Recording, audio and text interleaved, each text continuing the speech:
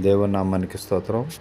ప్రతి విషయాన్ని మనం దేవుని విషయంలో గమనించేటప్పుడు, ఆలోచించేటప్పుడు మరి ఎంతో ఏకాగ్రతతోటి దేవునికి ప్రార్థన చేస్తూ, దేవునికి ఎంతో నమ్రతతోటి, అణకువతోటి మన జీవితాన్ని కొనసాగిస్తే మనం ఎప్పుడు కూడాను దేవునితో అంటుకట్టబడి ఉన్నట్లయితే దేవుని ఆశీర్వాదాలు, దేవుని యొక్క కనుదృష్టి నీ వైపు నీ మీద నిలుపుతూ ఎంతో చక్కగా మన జీవితంలో దేవుని యొక్క అంశను మనం చూడగలుగుతూ ఉంటాం.